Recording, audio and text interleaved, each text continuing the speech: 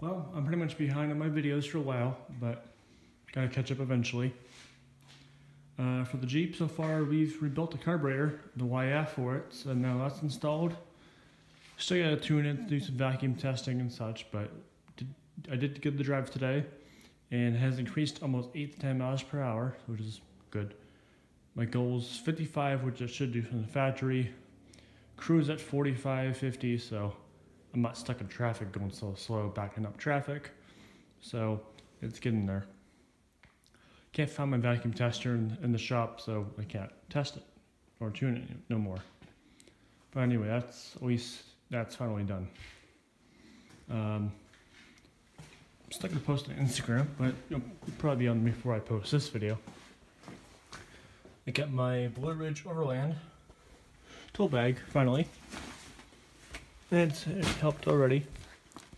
Cut my toolbox in half and the weight, and I still gotta test it if it fits inside my toolbox for the Jeep originally, so I can lock it up securely. Because everything else back here is not really valuable. Yeah, I got 5 gallons of gas, my car jumper, and also air compressor. I got my straps and tow stuff, recovery bag for if I get stuck. The radio sits inside my center console when I lock the Jeep up, and that's just my oversized bags of like filler necks, funnels, and tire repair kit in that bag. And then here's all my sockets, everything else. I do like the bag so far. The only thing I see so far I want to fix is my sockets. I have a little holder for all the sockets in order. So I'm always OCD. Everything has to be organized, so you need to find something like that. Probably at the store I could buy. And then on their bags they give you the logo of the company here. Hard to see, but to me it's okay because I ordered the patch. And most patches go in your ceiling, but I can't stick it because it's not Velcro, it's steel. Only magnets stick. I guess the new vehicles can stick patches to the roof. Well, I can't. So I ordered the patch, and I guess I can use it on their own bag. So Velcro here. So that works for me. And I got tool labels. I know it's a tool bag. It's always handy. What else? I did finish the glove box. That's now secure. I know the keys are there, but the keys are on the keychain as well. I do want to get one more lock put on this side, so it's 2 locks in one. Hopefully they use the same like key if I could, but it'd be nice. Ooh, they don't. Okay. Or I have one locked up permanently and one on a carabiner because on the road this thing wants to open just a little bit. But it's okay. At least it's locked up. All my manuals, the insurance, all in there. So that's why it's a club box. I got a new little buddy here with me. From Voodoo Rope. Because I did get a Voodoo Rope for my Jeep. I already have used it once. That side.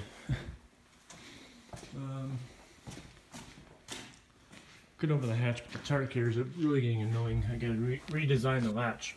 It's annoying. I'm not gonna pull it back up, but you can always see it inside. Got a nice Voodoo rope. It's only like 15 feet long. It's plenty powerful. Not powerful, but it's plenty strong for my Jeep's weight. At like 12,000 pounds, which is plenty. Because my winch is 8,000 pounds, so I'm good. So it's a winch extension, but also tug rope. And I meant to order it. I thought it came with 2 shackles, soft shackles, but it turns out the soft shackle is built in, which actually is now handy, which I prefer. So here's the end. You loop this thing through my steel shackle or your mounts or wherever, your frame. And this thing loops through to make a nice, I don't know, hard to show, but that works out nicely. And just did once already on the trail to move a tree that came down in the way of the trail. Someone cut it up in half and moved it, so I moved it. So anyway, that's done. I did add a mud flap to the Jeep. Very helpful already. Made me washing the Jeep much easier today. I washed the Jeep and made me a lot easier to wash with. Down here, I did make a skid plate. On Instagram I posted it. And it's just one piece of sheet metal, 2 bolts in the back holding it, and that's it. Off the cross member in the middle. and it protects my clutch and brake pedals, the shaft there. If that breaks, you can't drive, so I want to armor it up. So that's done. Over here, I moved the other axle I had sitting on the bench because I don't need no more. All I need is the locker out of it, so I took, cleaned it, down to the box. Axle's in the barn. I kept the drums off of it because it's 10-inch drums. Stock is 8 or 9 inch on this Jeep, so I'm going to convert the brakes over. Bigger braking, better for towing for my use here soon. Alrighty, next onto the trailer. My Overland teardrop camper build. I've been looking for an axle. I can't find an axle for the last 3 months in budget under $200 or $300. This one popped up downtown Erie, 20-minute drive, and had the same exact ratio, not ratio, but pattern for the wheels.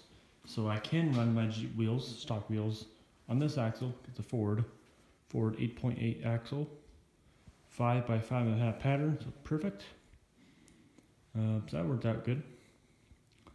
It is a Super Duty 250 size axle, so whatever. But it's way overkill for my project for a trailer axle, not a truck axle. But same pattern, saves me the time machining a custom hub, so that works out. And my overall weight, I still have 1,200 pounds of work with weights loading the camper with this axle, with the monster leaf springs.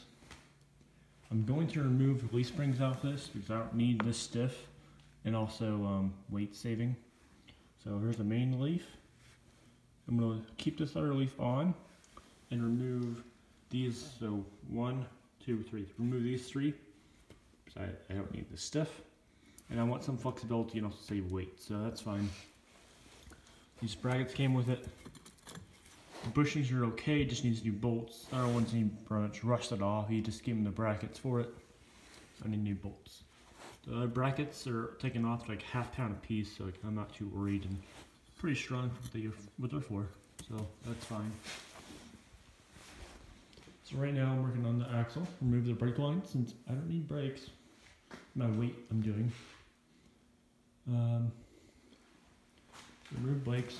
This one broke right off. That one I can save off, but I don't need brakes. Now, it's easier to see on this side of the trailer. So the wheel's on, my 15-inch wheel, and here's the brakes, like 14-inch brakes, which I don't need brakes. And I realized I could take the drum off. The drum tank comes right off and some at the wheel, so that's good because over here I can show. On the CJ5 axles, Dana 44, the studs come with the drum. And on the Ford 8.8, the studs stay with the axle shaft, not with the drum. So that's good. That saves me like 20 pounds of drum. So do them, take those off. And then I got the actual pads to take off too. And then I want to see if I can hopefully take off this back piece. This piece here, and I know I can, but I gotta remove the shafts, and that's I could do no problem, but there's clips inside, there's seals, bearings, and it did that hassle already. And once you take it apart, it'll go back in with new parts, and I'm not buying new parts for my axle, so I'm gonna just sawzall this thing in half and break it in half, take it off totally, unbolt it, cut it in half, it'll break off, and then bolt it back up. That's fine with that. So I can at least sacrifice, take off 50 pounds or so in weight for my brakes. And the leaf springs, take those and cut in half each. Leave 2 springs each, so try to save some weight. That's all. And then also I need shocks then. This is a leaf spring vehicle trailer, needs shocks. And on Dad's GMC truck, he just replaced his rear shocks off his GMC truck. So I saved his shocks from the scrap pile. They're still good. They're just leaking oil, but I'm not hauling that much weight. So now I got shocks free. Already used, but I don't care. So I got shocks now. So my neighbor, he's gonna help me build the camper. Mostly gonna be made out of wood. He says we'll start building once you have a frame. So I gotta find 2x3 stock, but 8 foot long for the rails. Then I'm gonna make my tongue. I'm not sure how long, but an extra foot long because I want a 9 by 5 foot camper. And also when I took the axle and brought the axle back here to the Jeep, the axle wheel sticks out past each side, so I'm gonna have my fenders exposed, the wheels exposed. So that's that design now. There's a guy in Union City, he sells fiberglass sheets. Reasonable price, a lot cheaper than plywood and flexible. So I want to buy some sheets from fiberglass, use it for the roof, because the roof has curves for the chair drop. So I'm going to save money and weights on that. Then the walls, the vertical walls will be all made out of wood for structure and strength. And then you're going to do I'm going to do a steel frame around the door for framework. The gallery in the back, twin size bed inside with storage. Do my bike rack on the left side for hold my mountain bike. And then inside the frame rail somehow I want to install, I'm not sure, we'll figure it out. But I'm going to do conduit for all my plumbing so it's easy for running wires without exposed wires, hit a branch, rip a wire. So it's all through conduit, so easy maintenance. So that's that. All right, 11-minute video, it's getting a bit long for the iPhone. I am selling my Grand Cherokee, parked outside, all clean. Posted on Facebook. Extra wheels for it, radiator for it, extra. So I'm selling that for around $5,000. Hopefully $4,000, $4,500 sell it for. But that's that. Dad got me a new car. Show you a different day once it's brighter outside. Alrighty, that's about it for this update for the Jeep and trailer and everything else. Not much in the shop. Okay, that's all. Thanks for watching, guys. Hopefully sometime we'll get on the trail. And that's all. Thanks.